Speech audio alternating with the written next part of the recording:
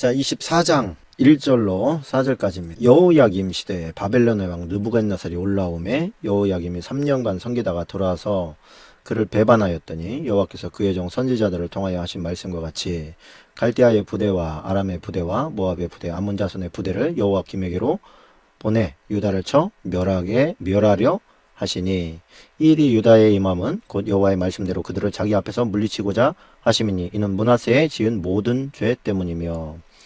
자, 여기에서 므낫세에 지은 모든 죄가 나옵니다. 므낫세의 죄가 뭐죠?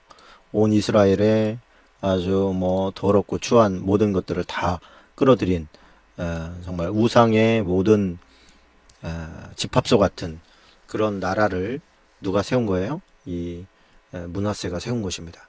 하나님께서는 선지자들을 보내고 당시에 있었던 이사야도 있고 여러 선지자들을 통해서 그것이 얼마나 잘못된 것인지를 알려주셨지요. 그런데도 불구하고 므낫세는 그것을 다 무시합니다.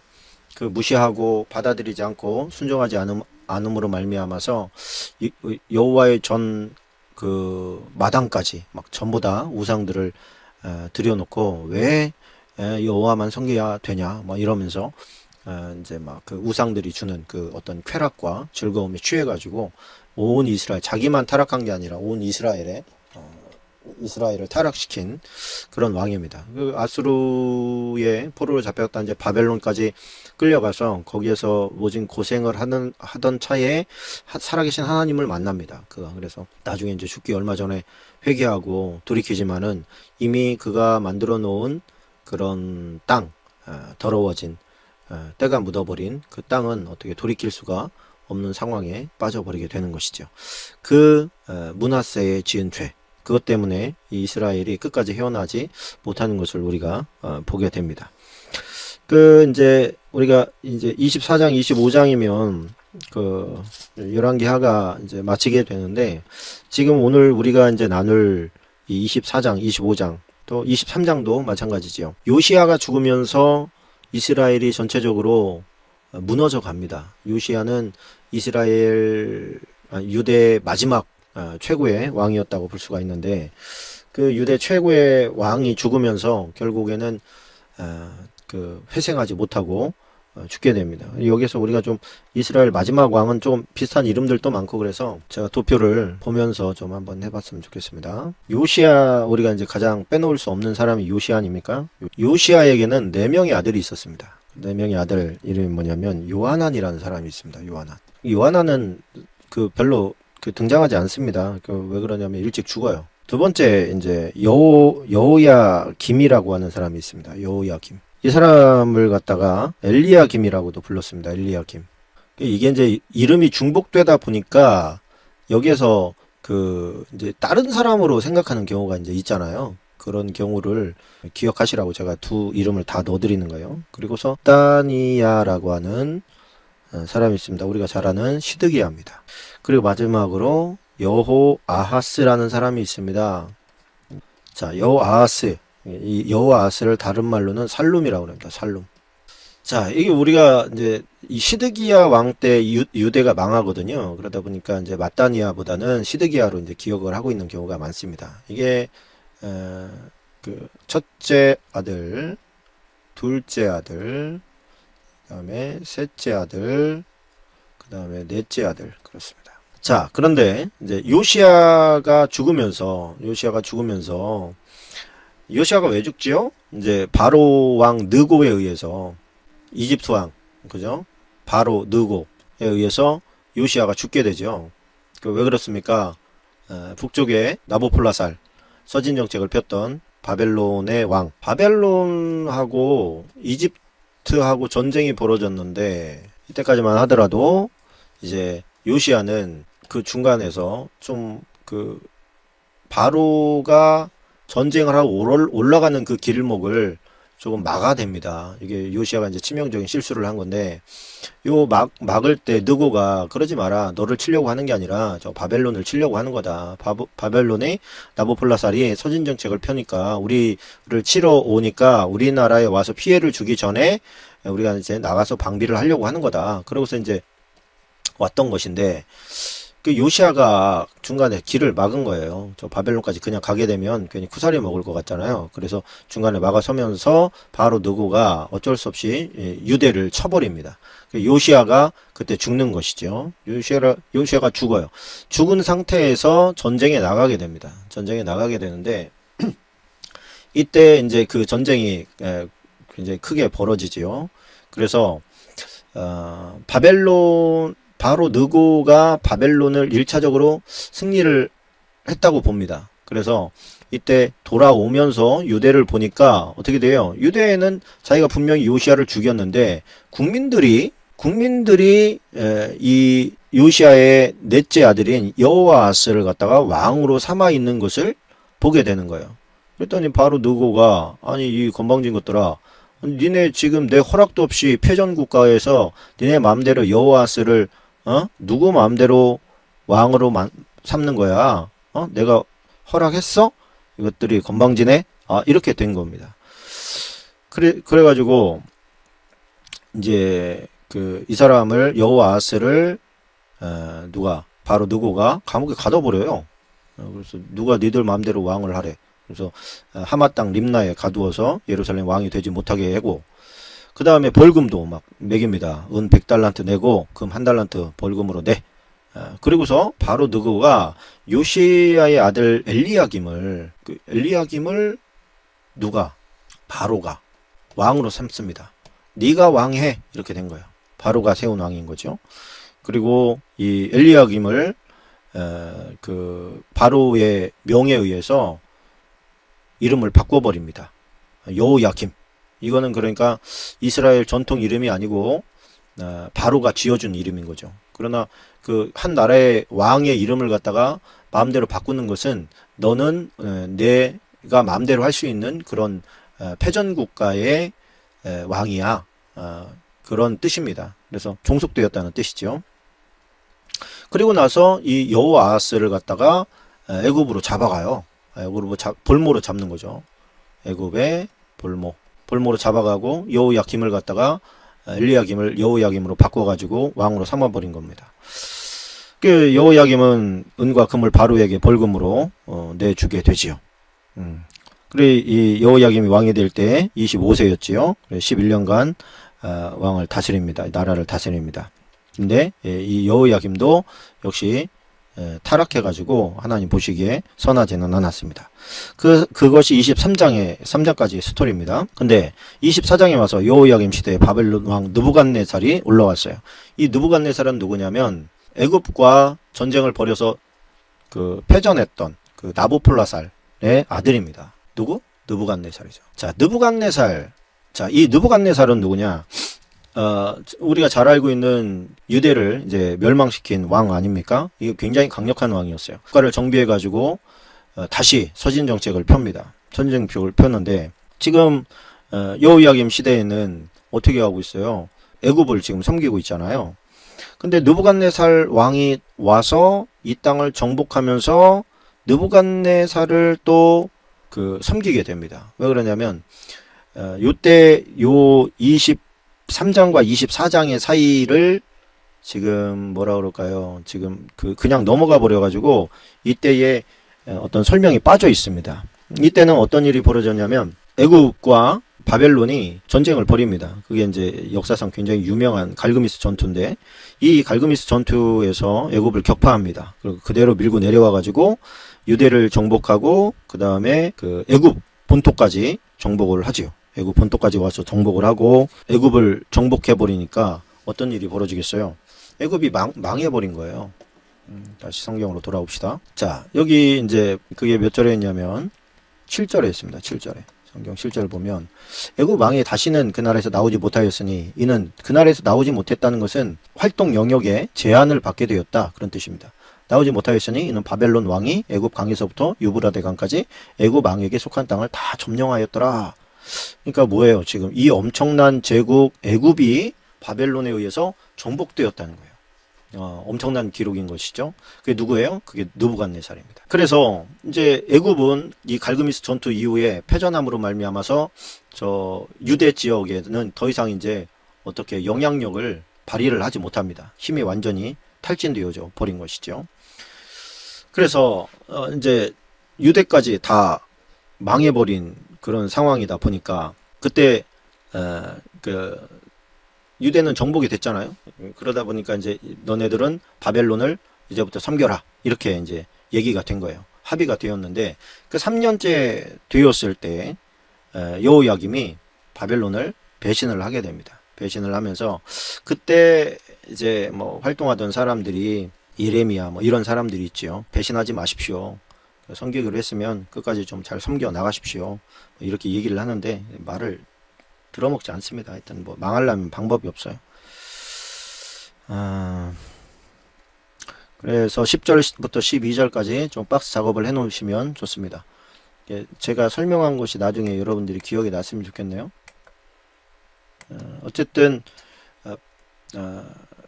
결정적으로 유대가 망한 이유는 뭐냐면 친아수르 정책 폈다가 바벨론 정책 폈다가 친애굽 정책 폈다가 그 이제 정치적 내부 상황을 보면 정세가 굉장히 혼란스러웠습니다. 그래서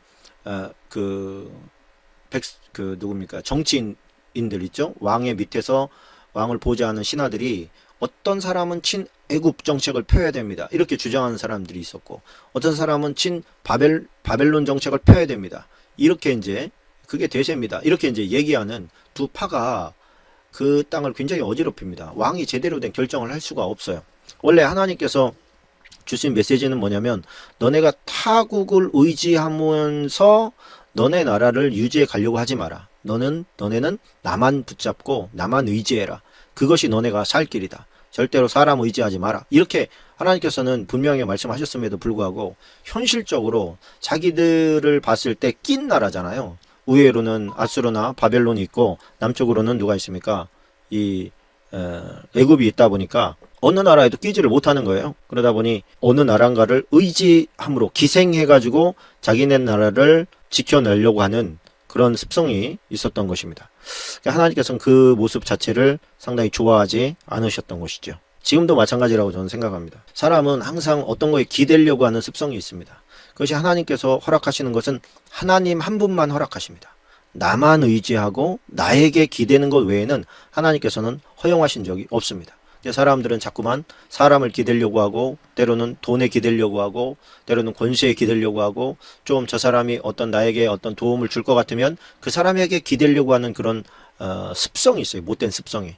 네, 하나님께서는 그 기대려고 하는 것을 통용한 유일한 것이 바로 삼위 하나님이라는 것을 우리가 좀 기억을 하고 있어야 됩니다. 그래서 자 이제 그 8절에 보면 이런 말씀이 나옵니다. 8절 여호야긴이 왕이 될 때에 자 여기 잠깐 보십시다. 아까 도표를 보면 자 여호야김은 안 나오죠. 그죠? 여기에서 아까 여호야김을 갖다가 누가 왕으로 삼았다 그랬죠? 애굽 왕이 왕으로 삼았다 그랬습니다. 여호야긴은 누구냐면 여호야김의 아들입니다. 여호야긴이에요. 그러니까 여호와께서 세우신다 그런 뜻입니다. 이 여호야긴의 별명이 있는데 그 별명이 여고냐입니다. 너무 별명이 많아가지고 이런 데서 제가 보니까 성경 헷갈리는 거예요. 고니야라고도 불립니다. 그러니까 여고냐라고도 불렸다가 고니야라고도 불렸다가 여호야긴이라고도 불렸다가 이름이 막 한 사람이 세 개가 되고 그 세 개를 또 어떤 때서는 여고냐라고 쓰고 어떤 때는 여호야긴이라고 쓰고 어떤 때는 고니야라고도 쓰다 보니까 사람이 뭐 당연히 헷갈릴 수밖에 없죠. 이게 도대체 뭐냐. 그 웬만큼 관심 가지고 성경을 보는 사람들도 마지막 때에 이런 막 왕의 비슷한 이름들 그리고 막 왕명들이 막 바뀌어 나가는 것들을 보면 조금 헷갈려하는 것들이 많이 있습니다. 자, 이 여호야긴이 왕이 될 때 나이가 18세라 예루살렘에서 석 달간 다스리니라. 자, 뭐라 그럴까요? 여호야긴이 나중에 이 아버지가 배신하고 뭐 이러면서 여호야긴이 나중에 바벨론에게 포로로 잡혀가요. 10절에 보니까 그때 바벨론 왕 느부갓네살의 신복들이 예루살렘에 올라와서 그 성을 에워싸니라. 그 신복들이 에워쌀 때에 바벨론 왕 느부갓네살도 그 성에 이르니 유다의 왕 여호야긴이 그의 어머니와 신복과 지도자들과 내시들과 함께 바벨론 왕에게 나아가매 왕이 잡으니 때는 바벨론 왕 8째 해라. 그가 여호와의 성전의 모든 보물과 왕궁 보물을 집어내고 또 이스라엘 왕 솔로몬이 만든 것 곧 여호와의 성전의 금그릇을 다 파괴하였으니 여호와의 말씀과 같이 되었더라. 자, 이 여호와의 말씀과 같이 되었다, 이게 무슨 뜻입니까? 결국 예레미야의 예언대로 되었다, 그런 뜻입니다. 요때 이제 여기서 왕이 잡으니 이때는 바벨론 한 8째라. 이 사람들이 어떻게 됐다는 얘기면 여기 끌려간다는 얘기예요. 예루살렘의 모든 백성과 모든 지도자, 모든 용사, 만명과 모든 장인과 대장장이를 사로잡아 가매 비천한 자 외에는 그 땅에 남은 자가 없었더라. 그러니까 이스라엘을, 유대를 발달시킬 수 있는 힘을 가지고 있는 어떤 기술자들을 전부 다 포로로 끌어갔다는 거예요. 그리고 그가 여호야긴을 바벨론으로 사로잡아가고 왕의 어머니와 왕의 아내들과 내실과 나라의 권세 있는 자도 예루살렘에서 바벨론으로 사로잡아가고 용사, 장인, 대장장이, 천명, 싸울 만한 모든 자들을 바벨론 왕이 바벨론으로 잡아가게 됩니다. 그러면서 바벨론 왕이 여호야긴의 숙부 마따니아를 대신하여 왕으로 삼고 그의 이름을 고쳐 시드기야라 하였더라. 그러니까 이제 다 된 겁니다. 아까 그 우리 적었던 그게 뭡니까? 이 뒤에 봅니까? 이 여고냐, 그죠? 여호야긴의 숙부가 누구예요? 숙부가 시드기야입니다. 시드기야. 그래서 드디어 이 이스라엘 마지막 이제 그 왕인 시드기야까지 우리가 살펴보게 된 것이죠. 너무 복잡하네, 그죠?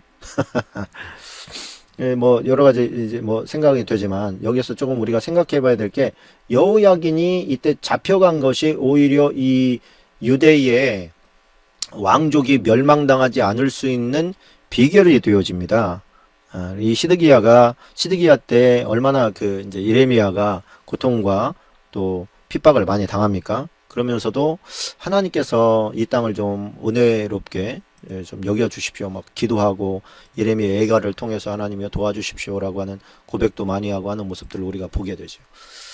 자, 그러면서 시드기야 때에 예레미야서랑 이제 겹치는 부분인 거죠. 예레미야서에서는 예레미야 입장에서 시드기야를 설득하려고 애를 쓰고, 시드기야는 또 이제 그런 시드기야 입장에서 이제 예레미야는 자꾸만 자기의 나라가 망한다 그러고 항복하라고 하고 또 바벨론 왕에게 굴복하라고 하고 막 이러니까 아주 꼴배기인 거예요. 아주 매국노처럼 느껴졌던 것이죠. 그래서 뭐 우물 그 진흙창인 우물에다가 집어넣어서 거기서 굶겨 죽이려고도 했다가 뭐 하여튼 착고에 채워가지고 그 벌 주려고도 했다가 하여튼 여러 가지 모욕들을 많이 당하게 되죠.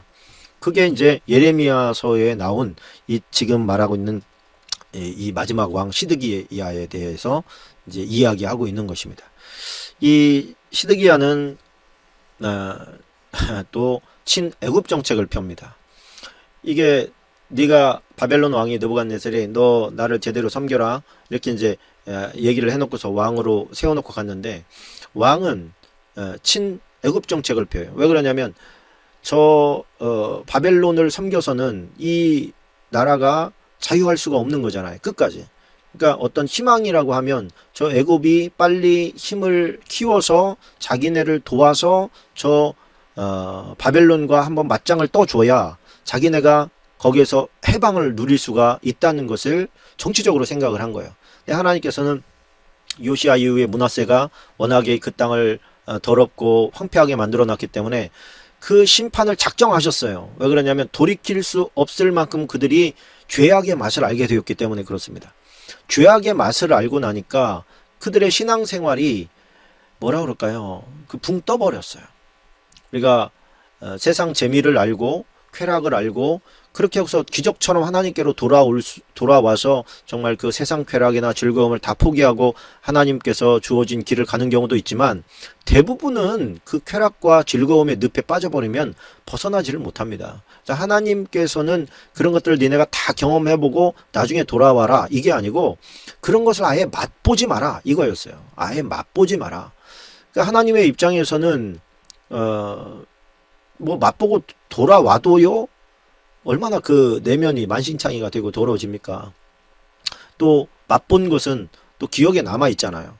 또 애굽 사람들이 이집트 생활을 맛보고 나니까 광야 생활하다가 고난이 오고 힘든 일이 오면 자꾸만 애굽 생활과 애굽으로 돌아가려고 하는 마음을 가졌던 것처럼 그것을 일단 맛보는 것은 그 아주 힘든 일입니다. 그걸 끊어버리는 것은. 아예 처음부터 가지 않는 것이 하나님께서 보실 때 너무 중요한 일이었던 것이죠. 그래서 사람은 그렇게 하지 않지요.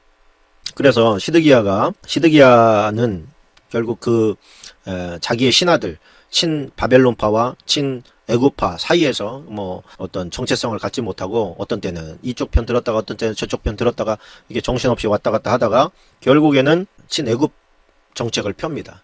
나중에 이제 예레미야서에 보면 이런 내용이 나와요. 바벨론이 와서 성을 에워쌉니다. 성을 에워쌌는데 그 성을 적들이 온다는 얘기를 들리면 시드기야 입장에서는 당연히 친애굽 정책을 펴고 있었기 때문에 이집트로 사신을 보내서 지금 적들이 오고 있으니까 우리를 보호해 주시오. 우리가 무너지면 또 애굽 당신들로 어떻게 될지 모르는 거 아니겠습니까? 그러니까 와서 우리를 도와주시오. 이런 이제 사신을 보내요. 그래서 한 번은 옵니다. 애굽에서 진짜로. 애굽에서 온다는 얘기를 이제 성을 포위하고 있던 바벨론 군사들이 듣고 걔네들 오면 우리가 걔네들하고 붙기에는 우리의 병력이 수가 적어. 일단 철수. 그러고 이제 철수해서 간단 말이에요. 애굽에서 오는데 걔네들이 이미 철수했다는 얘기를 듣고 예루살렘에서는 뭐 환호성이 터지고 이 사람들은 그럼 거기까지 굳이 갈 필요 없다. 우리 다시 돌아가자. 그래가지고 돌아갑니다. 그랬더니 물러갔던 바벨론이 다시 내려오는 거예요. 그때 이 이스라엘 유대 예루살렘에서는 아주 뭐 잔치가 벌어졌죠. 잔치가 벌어지고 뭐 좋다고 막 애굽이 우리를 살렸네 막 어쨌든 하는데 예레미야만은 이렇게 얘기를 하는 거예요. 그들이 갔다고 해서 지금 안심하면 안 됩니다. 다시 돌아옵니다. 다시 돌아옵니다. 그러니 우리가 철저하게 회개하고 하나님만 신뢰하고 하나님께로 우리의 마음을 다 돌려야 됩니다. 막 이렇게 이제 이야기를 하죠. 그때에 이제 그 대제사장들이나 또 가짜 거짓 선지자들이나 이런 사람들이 그런 일은 일어나지 않습니다. 온다고 하더라도 애굽이 오면 또 저들은 도망갈 겁니다. 막 이러면서 시드기야의 마음을 정하지 못하게 막 흔들어 버립니다. 결국에는 다시 와서 그 나라가 멸망하게 되지요. 성을 에워쌌어요. 그리고 또 사신을 애굽으로 보냅니다. 그리고 기다리는 거예요. 기다리는데 이제 방어만 하는 것이죠. 그 성을 공략하는 것보다는 방어하는 것이 훨씬 더 에너지를 절약하면서 그래도 버티기만 하면 애굽이 올 거다. 이렇게 막 생각을 하고 있었는데 사신을 보냈음에도 불구하고 애굽에서 기다리던 군인들은 오지 않습니다.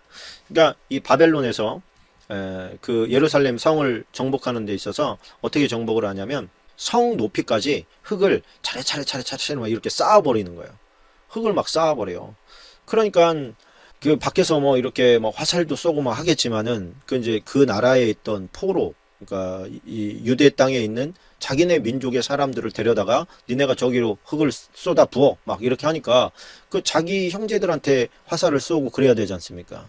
그리고 이거는 자기 민족을 자기 살겠다고 자기 민족의 사람들을 죽이기 참 민망하잖아요. 힘들잖아요.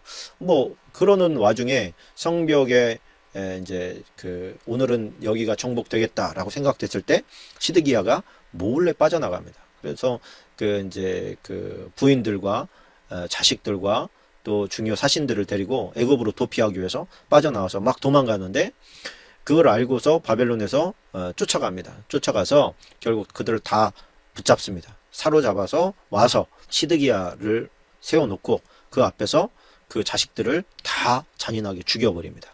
그러니까 시드기야 입장에서는 얼마나 마음이 아팠겠어요. 정말 가슴이 찢어지는 아픔 아니었겠습니까? 그때는 아마 예레미야가 생각났을 거예요.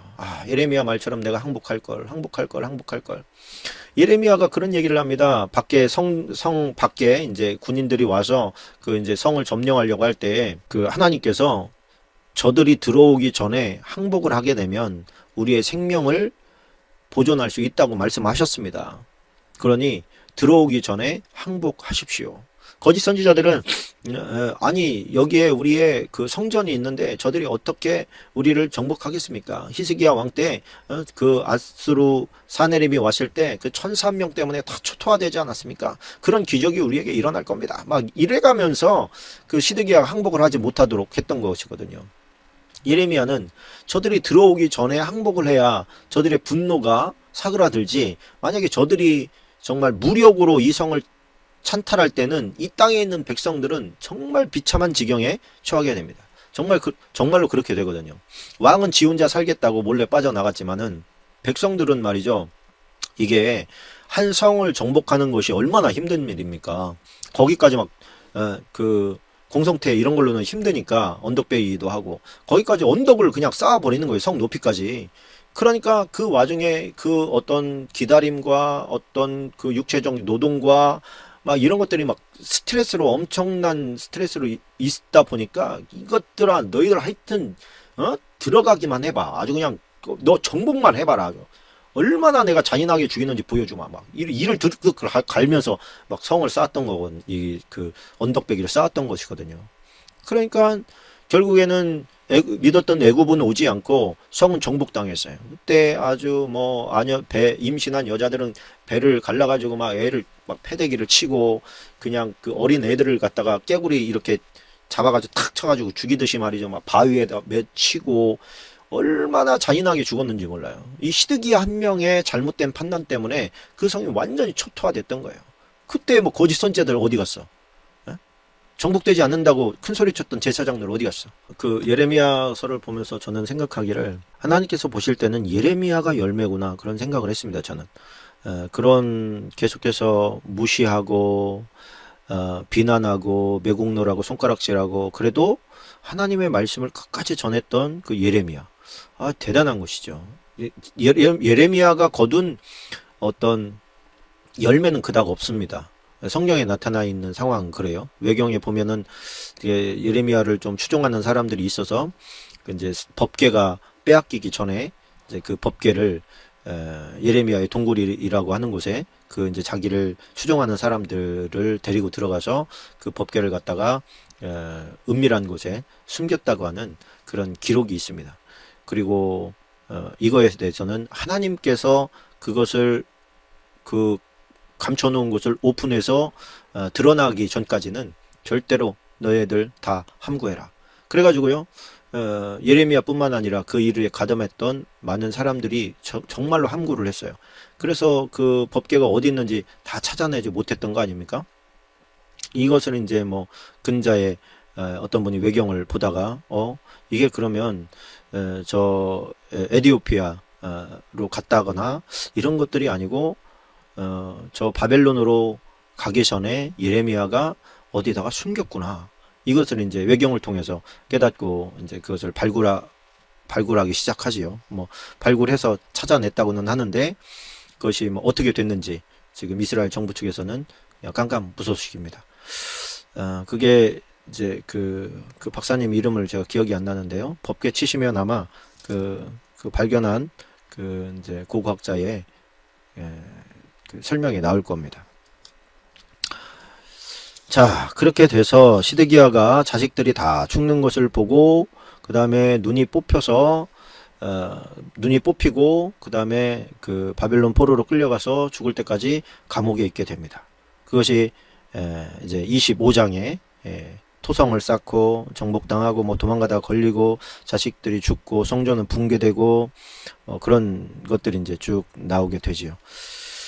자, 그런데 여기서 우리에게 이제 하나님께서 하나의 어떤 희망을 던져주고서 끝내는 열왕기하를 끝내는 장면이 나오는데요. 25장 27절입니다. 25장 유다의 왕 여호야긴이 사로잡혀간 지 37년 곧 바벨론의 왕 에윌무로닥이 즉위한 원년 12월 그달 27일에 유다의 왕 여호야긴이 옥에서 내놓아 그 머리를 들게 하고 이제 그 머리를 들게 했다고 하는 것은 그를 조금 자유하게 했다.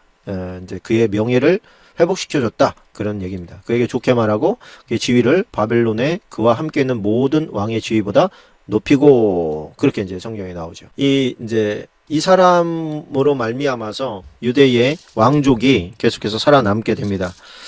그 이제 제가 예전에 한번 포로기 그 마태복음에 가보면 마태복음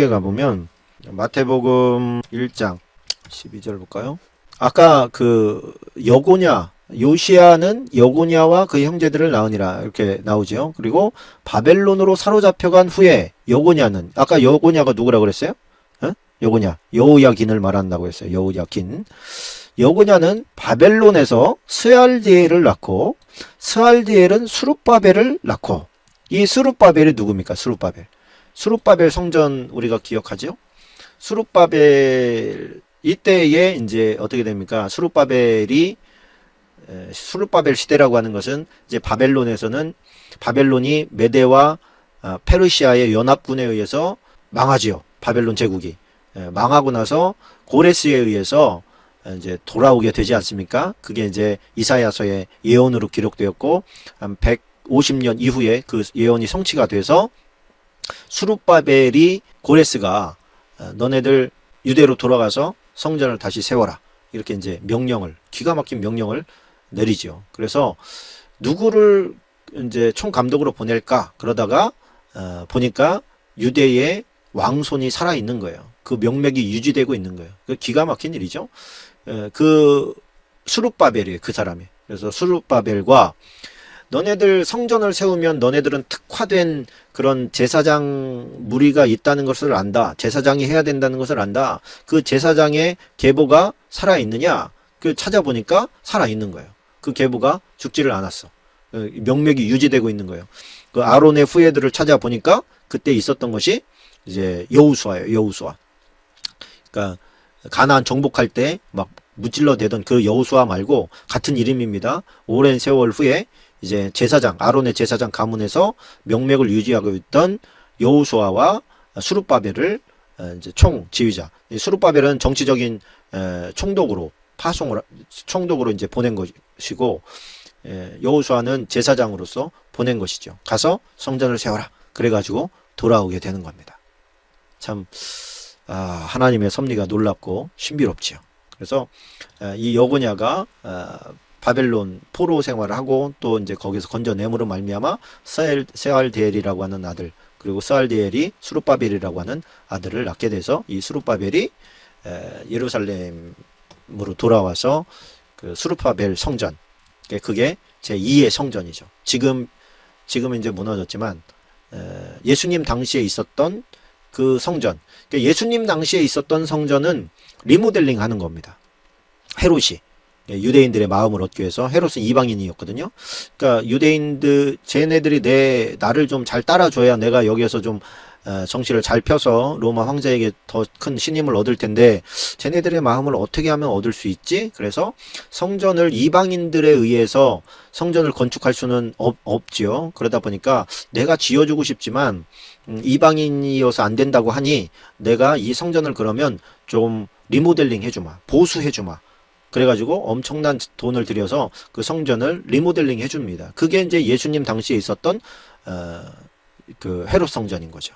그 헤롯 성전이긴 하지만 그 전신은 수룹바벨 성전인 거예요. 수룹바벨 시대에 왔으니까 적어도 몇백 년이 된 것이죠. 몇백 년 지나갔으니까 수룹바벨이 지은 성전이 조금 별 볼 일 없어서 솔로몬의 성전을 봤던 사람들은 눈물을 흘렸다고 하지 않습니까? 보잘것 없어서.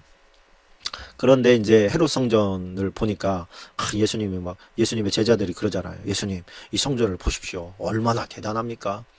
그 이제 헤롯이 성전을 짓는다고 막 엄청난 자금을 쏟아붓고 짓고 하니까 이제 유대인들이 야, 이거 뭐 성전을 보수하는데 우리가 가만히 있으면 어떻게 하냐? 우리도 좀 뭔가를 좀 하자. 그래서 외벽 이제 그 외벽 벽을 세우는데 유대인들이 자금을 모읍니다.